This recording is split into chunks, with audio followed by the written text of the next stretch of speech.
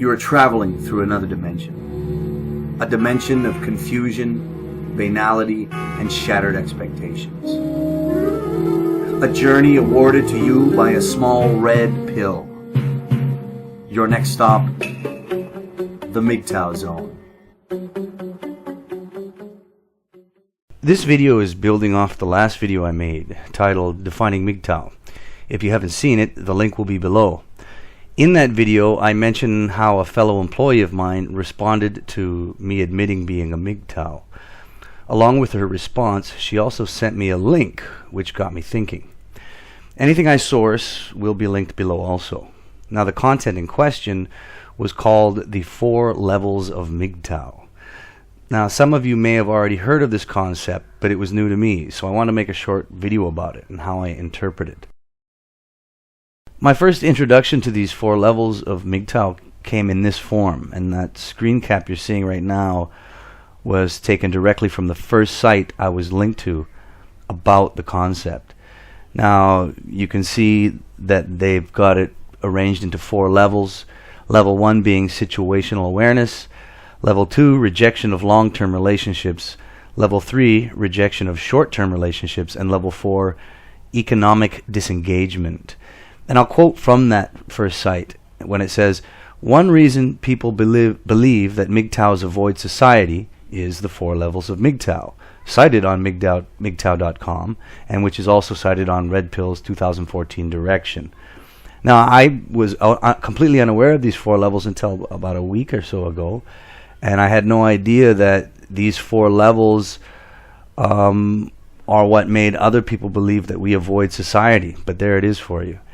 And I will post links to other sites that have shared the same concept of these 4 levels. But you'll notice that the other 2 links that I'll send you actually put them into 5 levels. And what they've done is they've turned the first level, situational awareness, into a level 0, and then they just added on a 5th level, which became level 4. And that 5th level they call social rejection. And so that would be the level beyond level 4, social rejection. Now, I'm going to go over these 4 levels of MGTOW and relate to them in accordance to my own experience. And this is partially not just for the listening audience, but also an exercise for myself in trying to understand my own self here. Now, the first level, or level 0, is called situational awareness. This is the moment a man first wakes up. The moment he turns his head to the left or right and realizes he's actually in a cave watching shadows dance on a wall. Now, it's all good and fine to realize your true surroundings, but the next step is to actually stand up. A lot of men are actually here in this stage. They've managed to distract themselves from their cold, dead stare for even a second, to be able to gaze to their left or right, away from the distraction of the cave wall. But cognitive dissonance keeps them from actually standing. Now, I'm going to quote from the article on this first stage of the 4 stages of MGTOW, this first stage being situational awareness. Quoting, "This level includes men who are aware of the realities that face them in society and yet deem the risks acceptable to have a go at playing the game. I will only touch briefly on this group as there are not many of these around, and for good reason. The odds stacked against men having the white picket fence deal are still too bloody high. For the first time in a long while, men are having to filter women based on their ability to shrug off constant bombardment by society to give in to their hypergamous natures. And the same bombardment repeatedly chastises and criminalizes men's polygamous natures. And adjustment still has to take place, which may not happen before society at large collapses. Yet there are still some who seem to be content, if not happy. Men in this group may take precautions to keep what they have, such as learning game or through other methods, to minimize the risks as far as possible while still having a hand in play. Even though men in this group are aware of what they face, they do not reject any aspects of society because of their knowledge, which is necessary. Pickup artists, reactionaries, and men's rights activists are also possessed of this knowledge, but their reactions to it are different. This is miles better than being a bumbling blue pill, average, frustrated chump, wallowing in propaganda and programming. Anyone watching this video now is at least on a level 1 or 0, situational awareness. Some are gifted with insight while others need a long, hard fall with a sudden stop before they realize what is actually happening in the world around them. I being of the latter breed. So let's move on to level 2, rejection of long-term relationships. Now, I said earlier that I believe many men are at stage 1 or 0, but let me be clear. This stage, more than any others, is transitory. Many men do preside here, but it does not last long before they either sit back down, confined to their illusory shackles, or actually move onto stage 2. And it's in stage 2 that a man realizes that he is not chained. At this point, a man's stomach sinks at the epiphany that he's been sitting there, staring at a cave wall, watching shadows dance to a fool's tune, completely on his own free will. Level 2 is rejection of long-term relationships. Now, this is level 1 if you don't consider the first point as a real level, but I do. Level 2, it came from me like a hentai tentacle on a Japanese whore, right after my wife or ex-wife told me she wanted a divorce. Now, though this stage was the equivalent to an Acme anvil falling on my head, it still made its point. And it's at this stage a man has already stood up from his eternal crouch and actually wandered around the cave that is his prison. He may even actually notice the original flame that had been casting his shadowy illusions on the cave wall for so long. Here a man sees himself for the first time.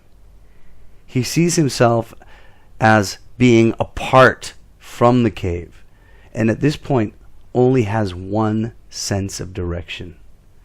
He must leave the cave. However, the exit is never easy to find. For those of you who have made it to stage 2 without ever being married, stop this video right now, and give yourself a huge pat on the back. You deserve it. I'm not being sarcastic. You really deserve it. And for those that took the more ridiculous route to this understanding, well, what can I say? I hear you, brothers. I'm in your shoes. Now, let me quote parts from my sourced article and what it says about level 2. And I quote, "The MGTOW rejects all form of long-term personal relationships with women, including but not limited to marriage, cohabitation of any sort, which might be classified as common law marriage, picking up for a single mother's children, or any action which might be used in court to turn him into her legal indentured servant.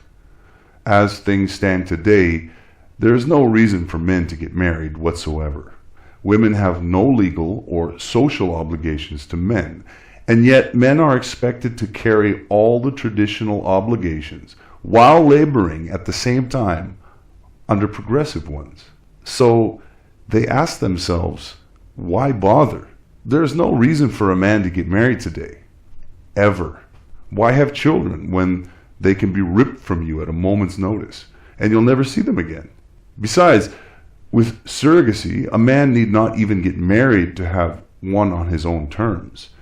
The only reason blue pill men continue buying into the claptrap and feeding themselves to the meat grinder is that that's how it's always been done.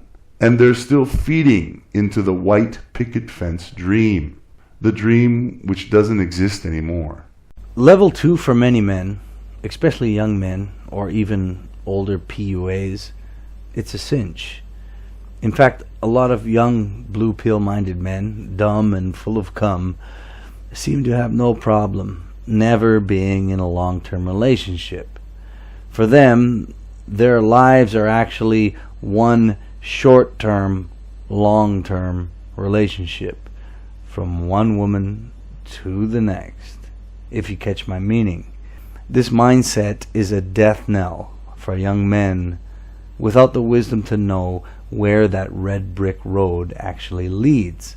If you're listening to this and you are a PUA who should have the wisdom to know better because of your age, you need to take a long, tall, cold drink of water from the fountains of this life and shake your misguided head.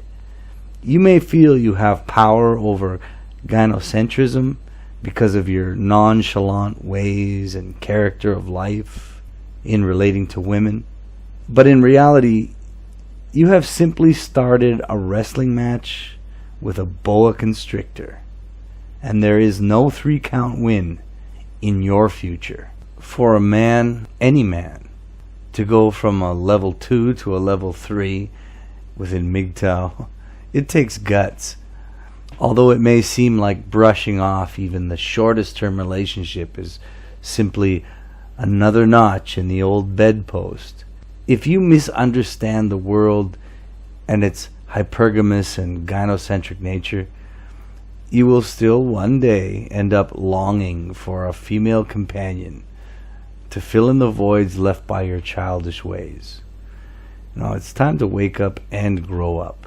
The third level of MGTOW states this: rejection of short-term relationships. This means you no longer hold faith in the fantasy of one maniacal day with a beautiful woman turning into something more reliable, more structured or concrete. At this level, you realize that a rolling stone indeed does collect some moss, regardless of its momentum.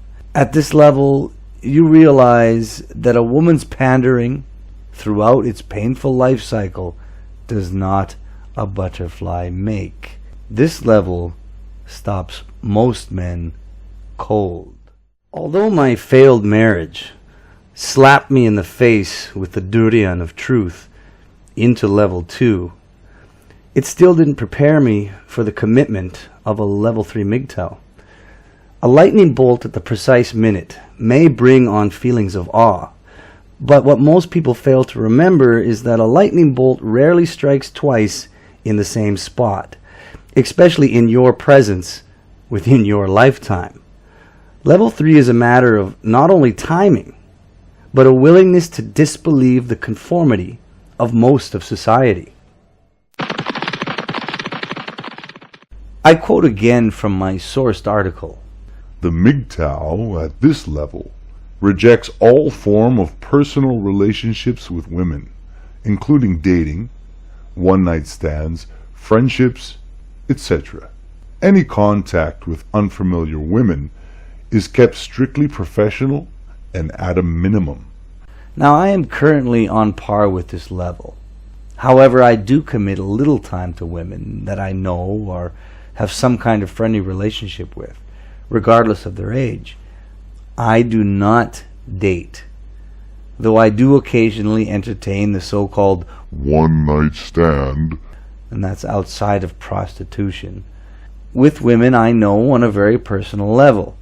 Now, if you're a woman and I don't know you, yeah, I might say hi, but then I just get on with other things. As men, we must realize that most men are restricted in modern Western culture by gynocentric ideologies, while some men, those that fit the gyno paradigm, are free to alpha male their way into any ominous or anonymous pussy, like a Gynosaurus rex. Quoting again from my source, which does quote another article that I will try and link. Our entire social structure is designed to support women's living any way they want. Employers are required to follow a host of laws addressed to women in the workplace. Anti-discrimination in hiring, work assignments, work practices, workplace accommodations and facilities, anti-sex harassment laws with insanely punitive consequences for men and insane definitions of sexual harassment. Well, this being defined as sexual conduct by unattractive men and any conduct by anyone that any woman doesn't like. Women are allowed to do and say anything they want, anywhere. Men are restricted in their speech and conduct. Women can assault and beat men in public with impunity and the tacit support of other feminists. There are new social customs to constrain most men. A man is forbidden to notice an attractive woman at work. He is not to comment on it, talk about it, or even look a second or two too long. Public shaming is the norm if a man she deems unattractive deigns to talk to her in public. Men are never, ever to even notice good-looking women. Older men are shamed from dating or having sex with younger women, and are shamed into dating women more their age for the specific purpose of providing men for lonely, middle-aged, unattractive, battle-axed divorcees.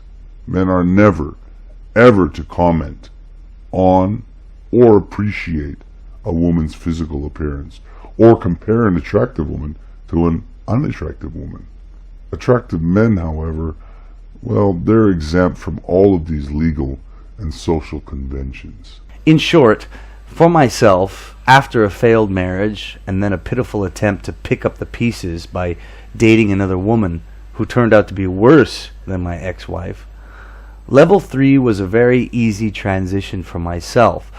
All of these things occurring within about 3 short years. Now let's move on to level 4 of MGTOW.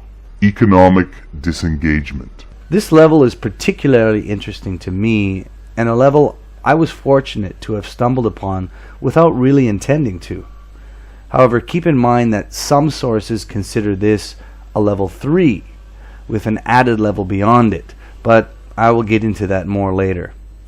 Here is what my sourced article has to say about level 4 of MGTOW. The MGTOW refuses to produce more than is strictly necessary for his individual survival. He will do as much work off the books as possible to avoid taxation, and will endeavor to remain in the lowest tax bracket possible without jeopardizing his way of life and acceptable standard of living. Well, fortunately for me, this lifestyle has always been a pattern I have fallen into. I was disillusioned with the greater direction the world had been going long before MGTOW ever entered my paradigm. Now, the article I'm sourcing goes on to quote Esther Vilar's book, The Manipulated Man, which is a wonderful book that I myself own and was published well ahead of its time. It is a must-read for any man or woman that may be listening to this video now. I will post a link to it below if I can. Now, this is not a direct quote from the book, but more an interpretation by the author of my sourced blog. But it will suffice. Here it is as it was written in point form, with a few accentuations of my own. Point number 1. Men have 3 states. They are capable of great destruction, great creation, or great hedonism. Now, let's not interpret hedonism within layman's terms. This is not a blind pursuit of pleasure. According to the Internet Encyclopedia of Philosophy, it states this: the term hedonism, from the Greek word hedone, for pleasure, and I'm sorry if I pronounced that wrong, refers to several related theories about what is good for us, how we should behave, and what motivates us to behave in the way that we do.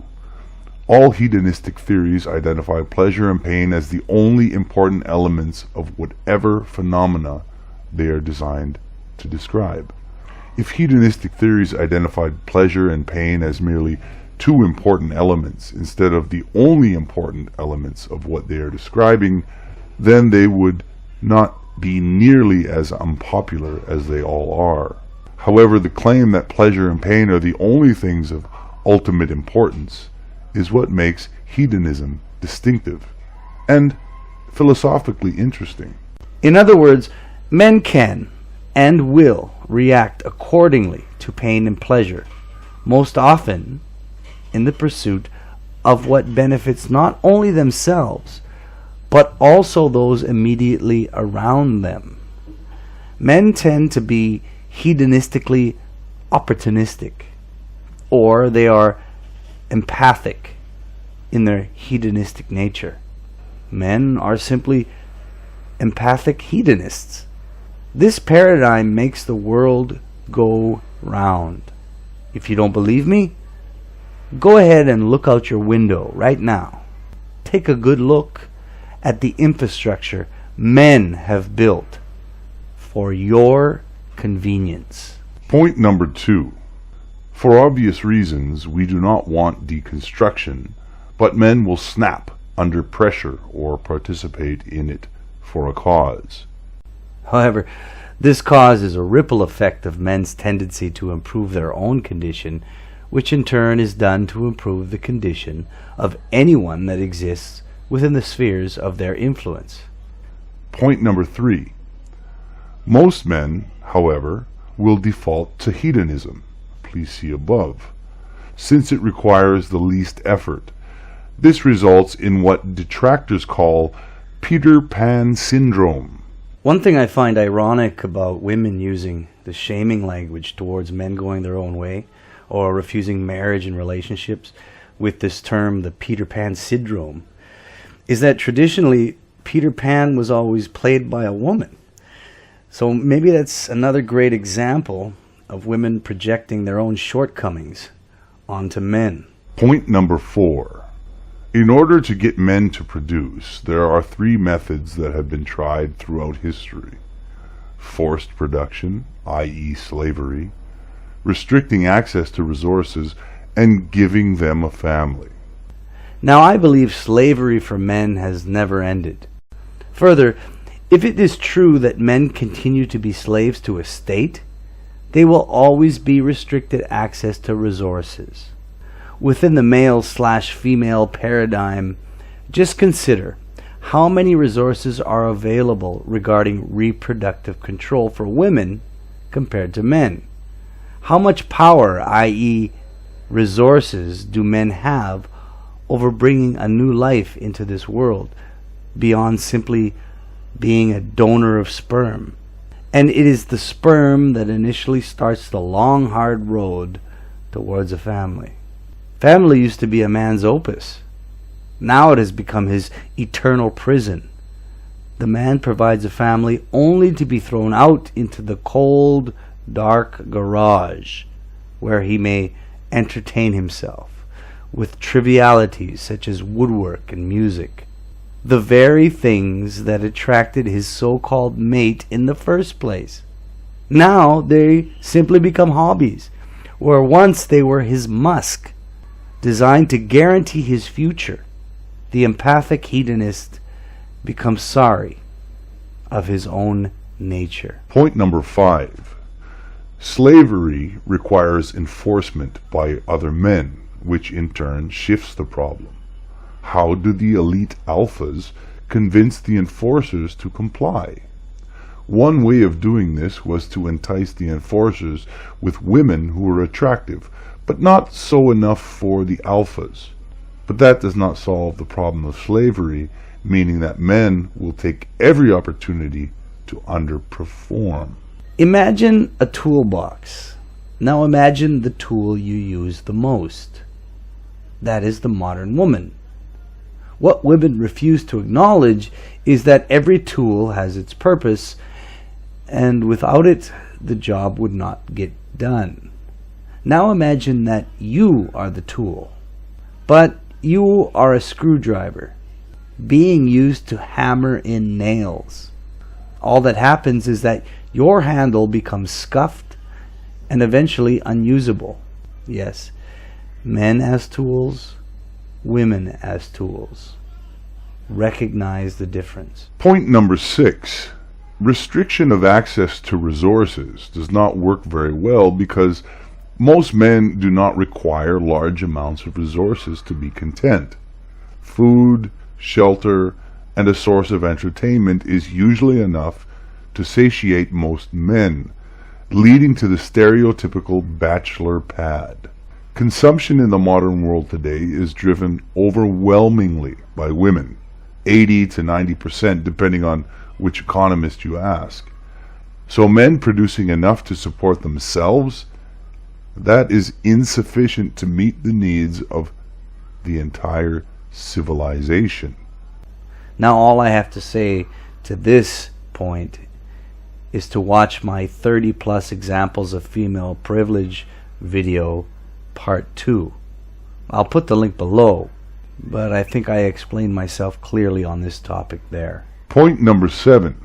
Hence, there is a need to give a man a family to incentivize him to create. Enter traditional monogamous marriage, in which a man must give up his instinctive polygamous desires to settle for more reliably provided sex with his wife. You know, Admiral Akbar summed it up best with his famous Star Wars quote, "It's a trap!" "Monogamy is as old as your grandfather, but it's an infant when you consider the history of human relations. Polygamy was encouraged in an age gone by, and can be found in many religious texts to this date. Well, maybe that is one reason why religion is so hated in the modern Western media model. Anyway, here is another link to previous videos I've made on that topic specifically, titled Polygamy versus MGTOW. I'll put it in the link below. Point number 8. However, men do not have the certainty of paternity that women do of maternity. In lean times, most of human history, both men and women will tend to look after their own first. But as stated, men do not have that certainty. Again, religion starts to rear its ugly head. Within Judaism, maternity or ownership is always sourced from the mother. After all, can a woman possibly be confused about her maternal reality and responsibility? Of course not, but a man can. This one simple biological fact makes me shake my head at how many women who share the same responsibility with men in regards to creating a life can also turn that off and demand a gregarious right to not only terminate the life of the child she carries, but also demand she has sole possession and control of that infant after it is born. If women want respect in this day and age, why don't they try being responsible with the biological fact that only they are in control of the tiny body that grows inside of them? It almost seems that the modern woman despises that responsibility, and in turn heaps it onto the nearest man in fear that she cannot take control of her own actions. Point number 9. Hence, women's hypergamous natures must be curtailed in order to allow men the assurance of paternity of their children. The sexual natures of women are curtailed only as a secondary measure to the primary motive of curtailing male sexual nature. Well, women by their nature, they marry up. This is hypergamy, as it was mentioned.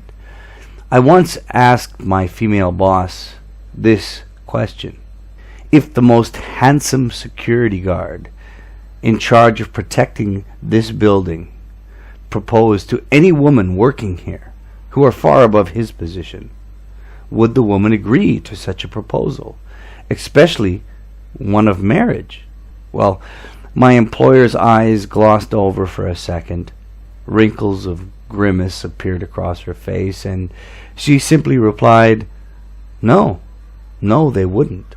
This is all the confirmation I needed to know that hypergamy is a natural condition, and that men should be wise to this, in order to not break their own hearts. Because after all, men have hearts too, don't they? Point number 10.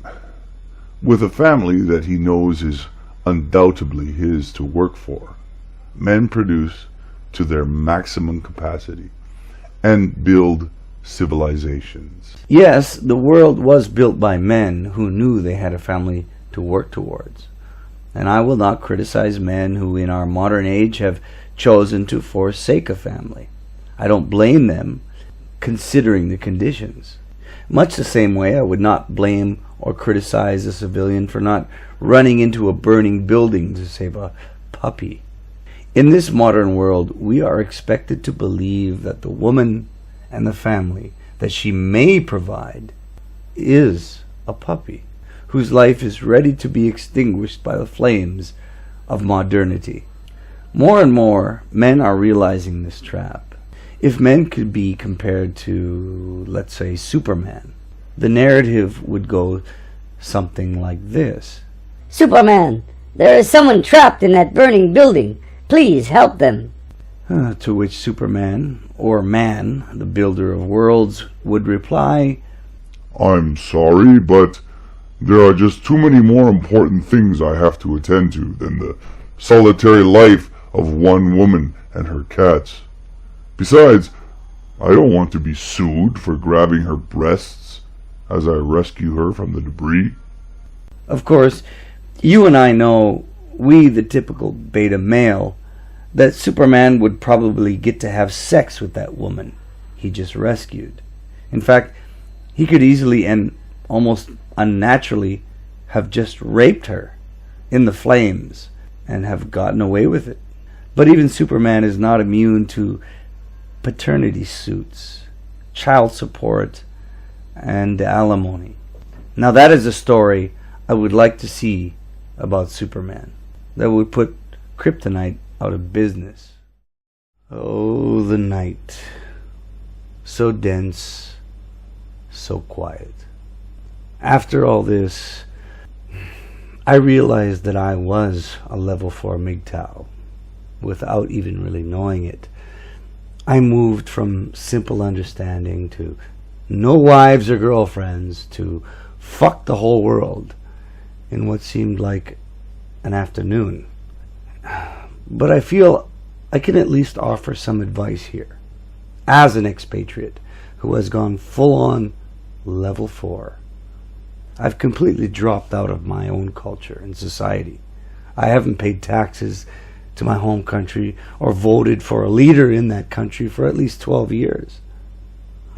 I'm less than a shadow in the country that claimed me. For those of you who want to get to that level, you might consider being an expatriate. Leave your comfort zone. Take a walk on the wild side. Refuse to constantly resist and just leave. Open up your front door and say goodbye to everyone. You never know what you might find. Just take with you only your wisdom. That's all you need. Allow that to navigate your next adventure. And I think at this point I should list off a few benefits that you may encounter if you do choose the path of being an expatriate. Number 1. The rest of the world does not beat to a feminist drum. Although feminism tries, it still has a long way to go to overtake all of the planet's cultures. In fact, I think it will fail miserably in that regard. Number 2. Women may surprise you in those unexplored spaces. I'm not saying you should allow the prospect of meeting new women to motivate you, but at least keep it in the back of your mind. You never know. Number 3. It can't get any worse I've traveled around the globe, and believe me, people are better than you think they are. Even tasting a new dish might rewire your brain for the better. Number 4. You will learn. You will learn so much standing on the corner of a street in a country in which you do not belong, trying to interpret a language that you do not understand. This is something that you just cannot take a picture of and send back to your friends. Number 5. You will take one step closer to level 4 of MGTOW. You can stick your middle finger up to taxes you might pay to an institution that writes laws to make you illegitimate. I'm not saying you'll find a vacuum of gynocentrism. That shit is everywhere. But you may find a space where you can start to think and behave like the man you were born to be. Now, being an expatriate, which is a kinder way of saying I'm a stranger in a strange land, has taught me so many invaluable lessons. And it's allowed me to walk away from the Western culture of constantly feeding the machine that desires to do away with me simply because I'm a man. I see women when and how I want. I see younger women, much younger than myself. I decide how I want to spend my money on said women. It is all within my control. Sure, you can do the same thing in the Western world if you are Brad Pitt or Bill Gates, but I'm betting you're not. And if you are Brad Gates, just stay there. Stay over there. Allow the rest of us to explore the rest of the world and have a taste of what it's like. I'm sitting here at level 4, mouth agape, as I watch the world spin. I didn't make every decision on my own to be here, but here I am. I just want to see my fellow MGTOW men try and take a piece of that pie. And don't forget the ice cream.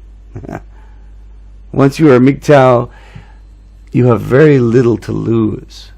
So take that step beyond level 2 or 3.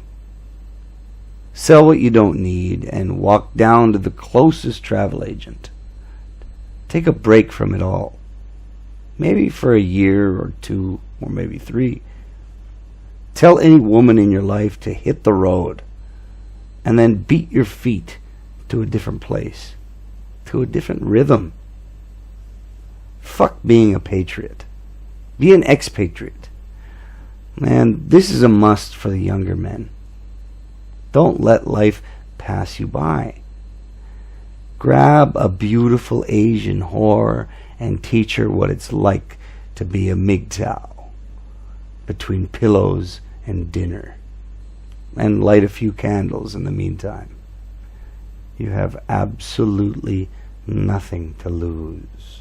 In the meantime, here's a map that you can look at. It basically highlights parts of the world where the most beautiful women exist.